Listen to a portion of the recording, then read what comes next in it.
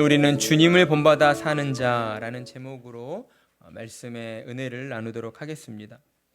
사랑하는 성도 여러분, 우리는 주님의 종으로 부름을 받았습니다. 여러분은 이 사실을 믿으십니까? 여러분이 주님의 종으로 부름을 받았다는 사실을 믿고 있다는 것에는 매우 중요한 의미가 담겨져 있습니다.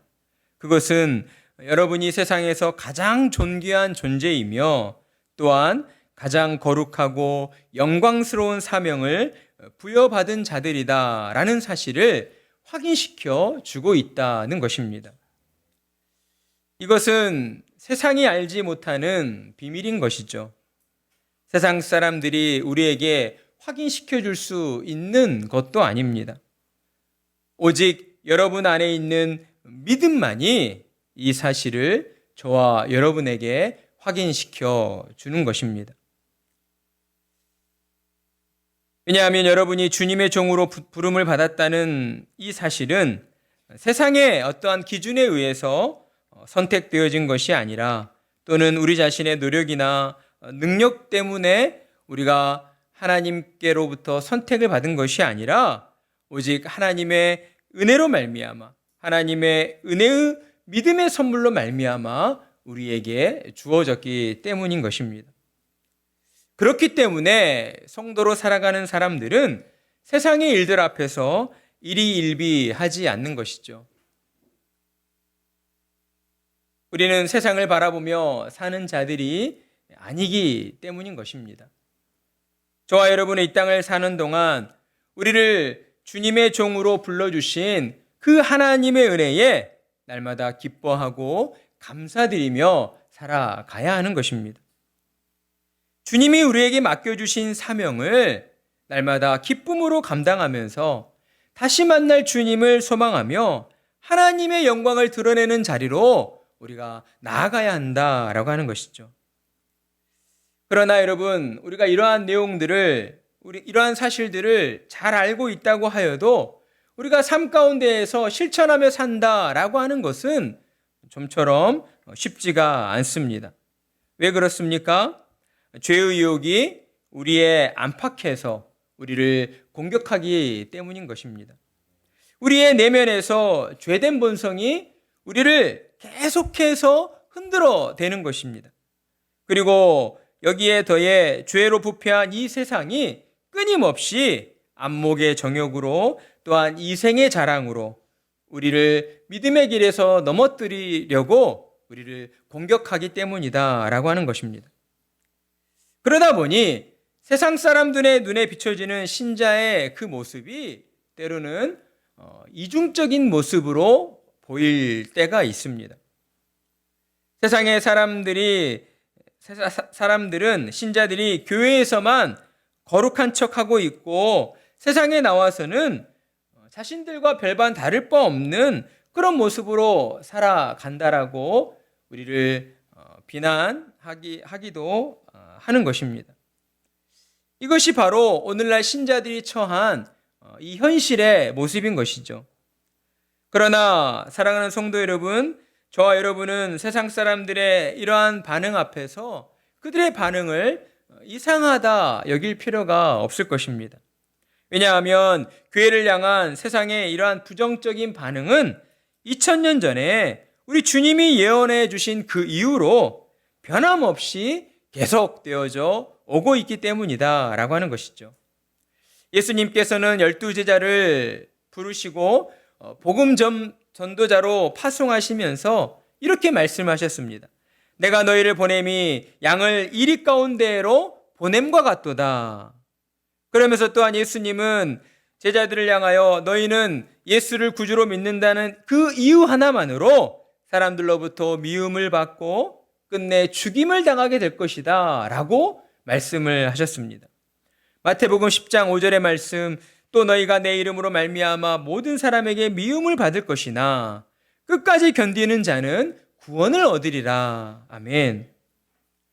이러한 예수님의 예언은 12제자로 시작하여서 초대교회 그리고 중세교회 오늘날에 이르는 모든 교회들에 이르기까지 계속해서 적용되어지고 있는 예언인 것이죠. 따라서 우리는 교회 역사를 돌아보면서 이러한 깨달음을 가져야 하는 것입니다. 그것은 우리가 사는 이 세상은 교회와 성도를 향하여 결코 우호적일 수 없다라고 하는 사실입니다. 언제까지 그렇습니까? 세상 끝나는 날까지 그럴 것이다 라고 하는 것이에요. 따라서 성도는 이 땅을 사는 동안 더 이상 세상에서 소망을 찾아서는 안 되는 것이죠. 살아있는 참 소망이 세상에 있지 않다는 그러한 진리를 깨닫고 주님이 우리에게 주신 참 소망을 찾아 나아가는 자들이 되어야 하는 것입니다. 영원히 죽지 않는 참 소망은 오직 누구에게 있습니까? 오직 예수 그리스도께 있다는 사실을 저와 여러분은 온전히 믿고 나아가야 한다라고 하는 것이죠. 그러니 우리는 이 참 소망을 붙잡고 주님 다시 오실 그날까지 우리의 육신의 삶이 다하는 죽음의 그 순간까지 우리는 주님의 말씀에 순종하는 자리로 나아가야 할 것입니다. 우리의 순종은 결코 헛되지 않을 것입니다.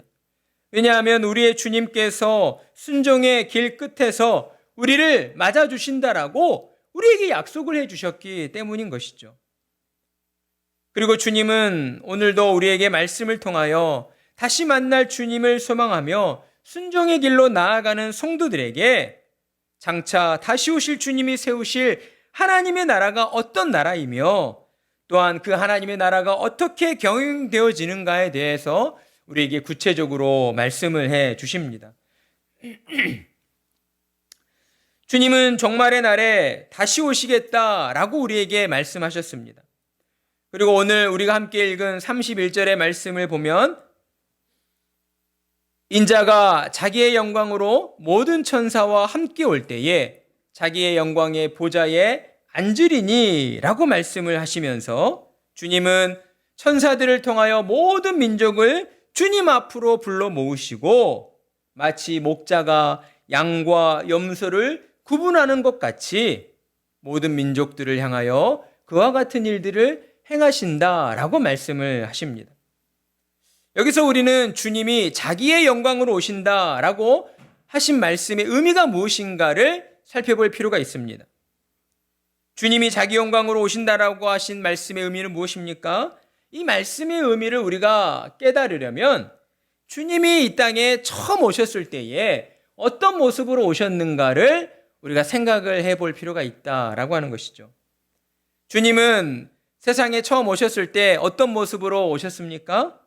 인간의 몸을 입으신 아기 예수의 모습으로 이 땅에 오셨다라고 하는 것이죠. 우리가 소일이 문답 교육을 통해 잘 알고 있는 것처럼 성육신하신 예수님께서는 신성을 지니신 하나님이셨지만 동시에 인간의 몸을 입으신 참 사람이셨습니다. 그렇기 때문에 예수님께서는 공생애 동안 여러 가지 육신으로 인한 제약을 받으셨다라고 하는 것이죠. 육신의 연약함으로 말미암아 예수님께서도 배고픔을 느끼셨습니다. 저와 여러분처럼 목마를 때에 갈증을 느끼셨고 그로 인하여 또한 힘들어하시는 피곤해지시는 그러한 일들을 당하셨다라고 하는 것이죠. 나사로의 죽음 앞에서 슬퍼하셨고 눈물을 흘리셨습니다. 그리고 마침내는 아무런 죄가 없으심에도 불구하고 십자가에 못 박혀 피 흘리시는 죽음의 고통까지 당하셨다라고 하는 것입니다. 그러나 여러분, 오늘 우리 주님께서 말씀하여 주신 것처럼 이제 종말의 날에 다시 오실 그 예수님께서는 이제 더 이상 육신의 나약함을 지니신 그러한 모습이 아니었다라고 하는 것이죠. 예수님께서는 육신의 모든 굴레를 벗어버리고 성자 하나님으로서의 권능과 영광을 지니신 모습으로 세상을 심판하실 심판주의 모습으로 우리에게 다시 찾아오시는 것이었습니다. 그리고 예수님은 세상 모든 민족을 예수님의 보좌 앞으로 불러 모으시고 이제 그들을 향한 최후의 판결을 선고해 주십니다. 어떤 판결입니까? 오늘 말씀을 보게 되면 양과 염소를 구분하여 양은 오른쪽에, 염소는 왼쪽에 두시는 그러한 판결을 내리신다라고 우리에게 말씀을 하십니다. 그렇다면 여기서 양은 어떤 사람들을 가리키고 있는가? 양은 온순하고 또 순진한 그러한 대표적인 동물입니다. 그러니까 목자의 인도에 순종하는 자들, 곧 주님의 말씀에 순종하는 의인들을 가리키고 있다라고 하는 것이죠. 그러나 이와 반대로 염소는 목자의 인도에 불순종하는 자, 불응하는 자, 목자가 불렀는데도 목자에게 나아가지 않는 자, 곧 주님의 말씀에 따르지 않는 악인을 가리키고 있다라고 할 수가 있습니다. 그러면서 주님은 오른편에 있는 의인들과 왼편에 있는 악인들을 향하여서 최종 판결을 선포하십니다. 의인들에게 내려지는 최종 판결은 무엇입니까? 우리 34절의 말씀을 함께 읽어보겠습니다. 시작. 그때의 임금이 그 오른편에 있는 자들에게 이르시되 내 아버지께 복받을 자들이여 나와 창세로부터 너희를 위하여 예비된 나라를 상속받으라. 아멘. 오른편에 서 있는 양들, 곧 의인들에게 내려진 최종 판결은 무엇이었습니까? 첫 번째로는 예수님은 그들을 향하여서 하나님께로부터 복받을 자들이다 라고 하는 그들을 향한 칭찬의 말씀을 선포해 주십니다. 그리고 이어서 창세로부터 너희를 위하여 예비된 하나님의 나라를 상속받으라 라고 하는 하나님의 나라를 기업으로, 그러니까 유업으로 받게 되는 그러한 상이 내려질 것이다 라고 그들에게 선포를 하십니다. 이것은 곧 무엇을 의미합니까? 영원한 하나님 나라에 들어가는 그러한 영생의 복을 받게 되는 것을 의미하고 있습니다. 그러나 반대로 악인들에게 내려지는 최종 판결은 무엇입니까? 41절의 말씀을 보면 또 왼편에 있는 자들에게 이르시되 저주를 받은 자들아 나를 떠나 마귀와 그 사자들을 위하여 예비된 영원한 불에 들어가라. 악인들은 하나님을 떠나 하나님을 대적하는 자들을 위하여 예비되어진 영원한 지옥불에 떨어지는 영벌의 길로 들어가게 된다라고 선포를 하시고 있습니다. 사랑하는 성도 여러분, 우리는 이 말씀 앞에서 한 가지 사실을 깨달아야 합니다. 그것은 무엇입니까?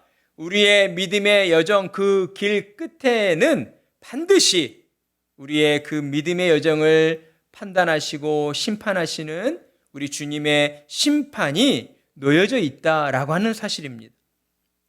주님 앞에서 심판을 받는 대상자들은 이 땅에 태어나 죽게 된 모든 사람들을 대상으로 하고 있습니다. 모든 민족들이 심판주로 오신 주님 앞으로 나와 한 사람 한 사람 심판을 받게 된다라고 하는 것이죠. 그리고 그 심판의 결과에 따라서 하나님께 의인으로 택함을 받은 자들은 영생으로 들어가는 그러한 복을 받게 되지만 하나님께로부터 염소 곧 악인으로 판단을 받은 자는 영원한 지옥불에 떨어지는 그러한 영벌의 그러한 심판을 받게 된다라고 하는 것입니다. 그러니 저와 여러분은 마땅히 하나님이 약속하여 주신 영생을 소망하는 자들로 살아가야 하는 것이겠죠. 이 땅을 사는 동안 하나님께로부터 의인이라 또한 칭찬을 받으며 하나님께로부터 약속되어진 그 복, 영생의 복을 우리는 소망하는 자들로 살아가야 한다라고 하는 것입니다. 이러한 소망이 우리 안에 충만할 때에 우리는 이 땅 가운데에서 세상의 여러 가지 어려움들과 세상의 일들로 주어지는 수많은 그러한 갈등과 또한 고민의 그 일들 앞에서도 우리가 흔들리지 않을 수가 있게 되는 것입니다. 우리에게 약속되어진 그러한 영생이라고 하는 주님의 심판대 앞에 서서 복받을 자들아 라고 하는 하나님의 그 칭찬과 함께 영원한 하나님 나라를 상속받게 될 그 날을 저와 여러분은 기대하며 살아가게 된다라고 하는 것입니다. 하나님 나라를 날마다 소망하시면서 우리에게 약속되어진 창세로부터 여러분을 위하여 예비되어진 영원한 하나님 나라를 소망하며 나아가시는 참으로 복된 성도님들이 되시기를 축복합니다. 그리고 이어서 우리 주님께서는 의인들과 악인들을 향하여 내려지는 그 최후의 심판이 어떠한 기준으로 결정되었는가에 대하여 그들에게 설명을 해 주십니다. 그러니까 이러한 설명이 없이 그냥 너는 의인으로 판정되었으니까 영생을 얻게 될 것이고 너는 악인으로 판정되었으니까 영원한 지옥불에 떨어지게 될 것이다 라고 그렇게 끝이 나버린다고 한다면 의인들도 마음이 좀 시원하지는 않을 것 같습니다.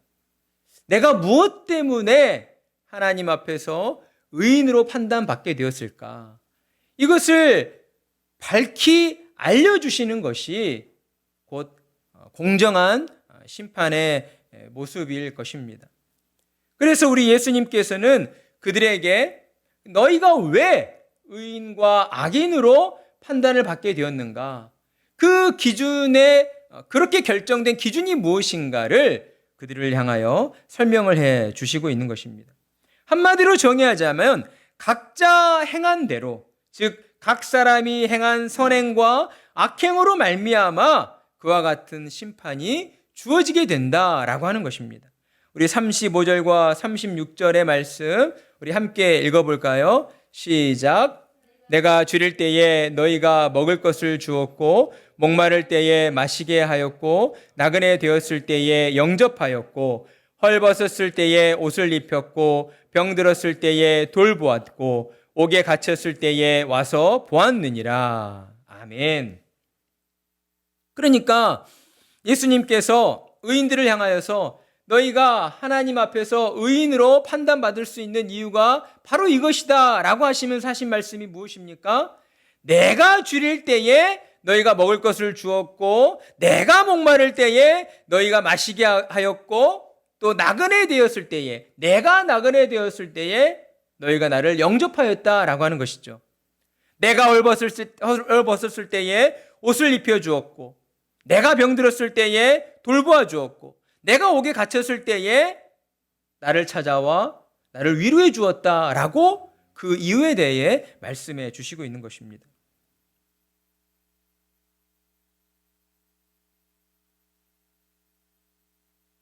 우리는 이 말씀을 들으면서 그렇다면 우리 자신의 행함으로 말미암아 우리의 구원의 그 성패가 결정되어지는 것인가? 나의 선한 행실로 말미암아 우리가 하나님께로부터 의인이라 판단을 받고 하나님이 예비하여 주신 영원한 하나님 나라 천국을 우리가 상속받게 되는 것인가? 라는 그런 생각을 하게 될지도 모릅니다. 그러나 여러분, 주님이 하신 이 말씀은 우리가 만나게 되는 그 최후의 심판이 우리의 행함과 상응한 관계에 있다는 것을 의미하지 않다라는 것에 우리는 주의할 필요가 있습니다.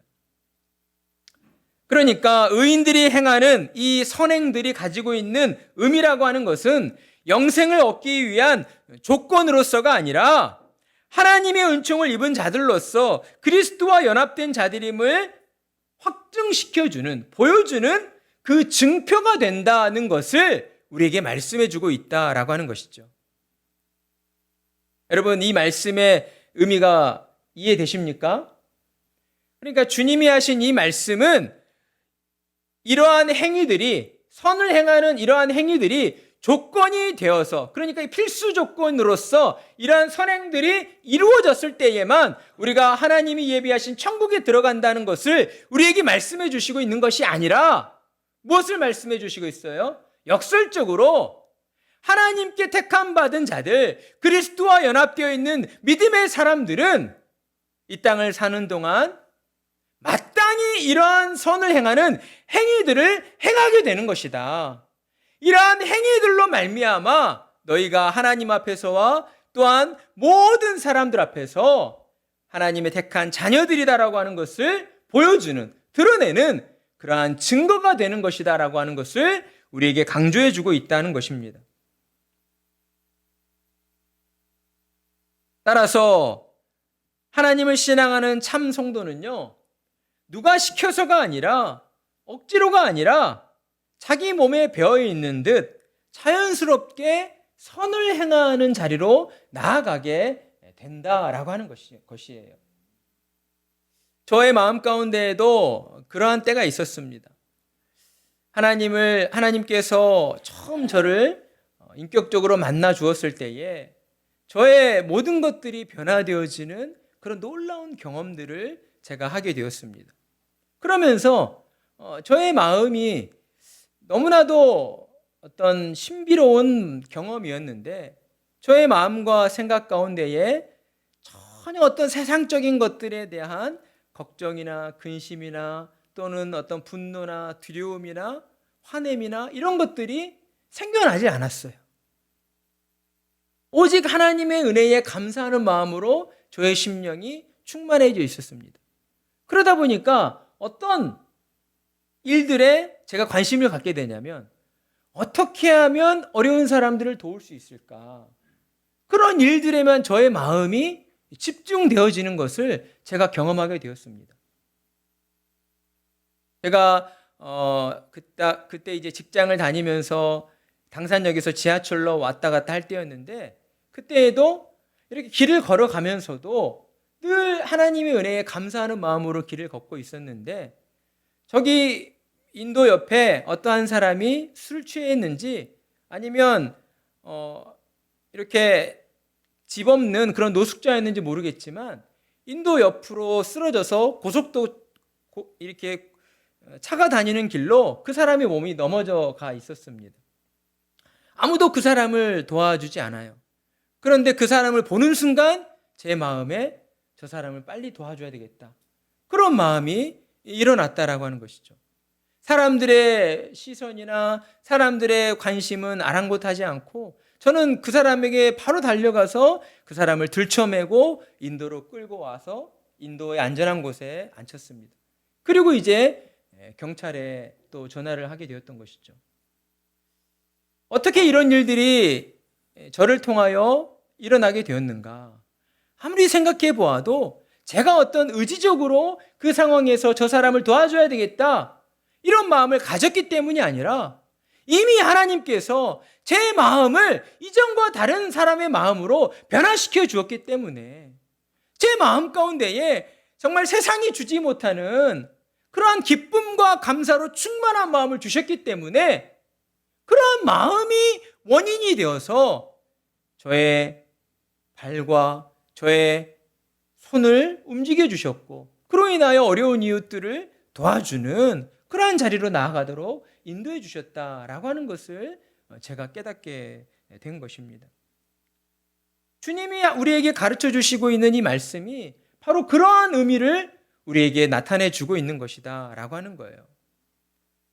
우리가 의지적으로 선을 행한다 하여서 그것 때문에 하나님이 예비하여 주신 천국에 들어가는 것이 아니다라고 하는 거예요.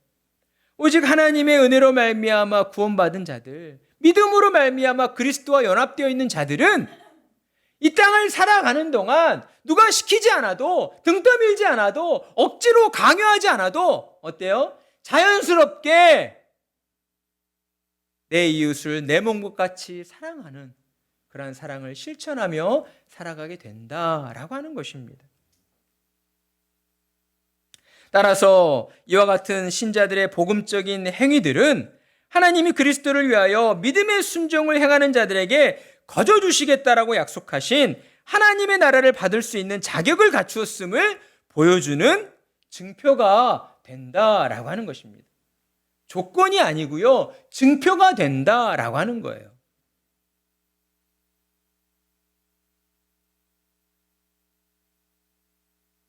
그래서 하나님을 신앙하는 참 성도들은 이제 37절과 39절에 나온 말씀처럼 주님, 제가 언제 그런 일을 했습니까?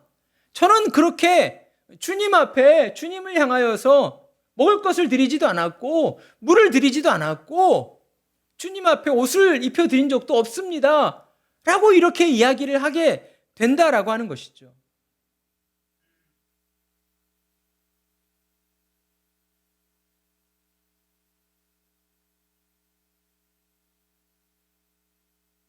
그러자 주님은 의인들의 반응에 대하여 그들에게 어떻게 대답을 해 주십니까? 40절의 말씀으로 다음과 같이 대답하여 주십니다. 우리 함께 읽어보겠습니다. 시작. 임금이 대답하여 이르시되 내가 진실로 너희에게 이르노니 너희가 여기 내 형제 중에 지극히 작은 자 하나에게 한 것이 곧 내게 한 것이니라 하시고. 아멘. 여러분, 우리 주님께서는 의인들을 향하여서 의인들이 주님, 제가 언제 주님께 먹을 것을 드리고 제가 언제 주님께 마실 것을 드렸습니까? 저는 주님께 그런 일을 행한 적이 없었습니다. 라고 예수님께 질문을 하자 예수님은 어떻게 대답을 하십니까? 너희가 여기 내 형제 중에 지극히 작은 자 하나에게 한 것이 곧 내게 한 것이다 라고 대답을 해 주십니다. 주님의 이 같은 대답을 통하여서 우리가 알게 되는 중요한 한 가지 교훈은 무엇일까요? 그것은 신자로 부름받은 자들이 이 땅을 사는 동안 가장 중요하게 여겨야 할 것은 주님의 말씀에 순종하는 것, 곧 이웃사랑을 실천하는 것이야말로 신자의 삶에 있어 가장 중요하다라고 하는 것입니다. 여러분, 이웃사랑을 실천하는 그 일들을 여러분의 삶의 최우선 과제요, 가장 중요한 삶의 목적으로 그렇게 생각을 하고 계십니까? 아니요. 솔직한 대답입니다. 사실 주님의 이러한 말씀에 우리의 마음과 생각이 온전히 집중되어져야 하는데 우리가 참 그러지 못할 때가 너무나 많이 있다라고 하는 것이죠. 우리의 믿음이 연약하기 때문이고 또 우리의 육신이 여전히 죄로 부패한 그러한 육신을 입고 있기 때문입니다. 그러나 그렇다 하여도 우리는 주님의 말씀을 끝까지 붙잡아야 하는 것이겠죠. 나 자신의 그러한 연약함을 통하여서 나는 아무리 해도 안 된다라고 하는 그런 어떤 부정적인 생각으로 우리의 신앙의 삶의 여정을 포기해버려서는 안 된다라고 하는 것이에요. 왜냐하면 우리의 그 인생의 마지막 끝자락에서 마지막 날에 반드시 우리는 주님 앞에 서게 될 것이고 주님 앞에서 우리의 모든 신앙의 여정들을 돌아보면서 주님께 판단받고 또한 주님의 그러한 상을 받게 될 것이기 때문입니다. 그러니 우리는 더더욱 주님을 바라보며 우리의 약한 믿음을 두고 기도해야 하는 것이겠죠. 우리의 믿음이 더욱 굳건히 세워져서 주님의 말씀에 온전히 순종하며 나아갈 수 있도록 주님, 저를 붙들어 주시고 도와주시옵소서라고 우리가 하나님 앞에 기도하며 나아가야 한다라고 하는 것입니다. 그리고 그러한 은혜를 힘입어서 저와 여러분은 이 땅을 살아가는 동안 우리가 만나는 모든 많은 사람들을 향하여 우리는 선을 베푸는 사람들이 되어야 하겠습니다. 신분의 높고 낮음이나 그 사람의 어떤 부의 정도나 학벌에 따라 사람들을 가려서 구별하여서 선을 베푸는 것이 아니라 우리는 모든 사람들을 향하여서 그리고 그 중에서도 특별히 어떤 사람들인가요? 가난하고 병들고 소외되고 힘이 없는 이러한 어려운 사람들을 향하여서 우리는 선을 행해야 한다라고 하는 것입니다. 그리고 그 가운데에서도 우리 주님께서 최우선적으로 우리가 선을 행해야 하는 대상은 바로 믿음의 권속들이어야 한다라고 우리에게 말씀을 해 주십니다.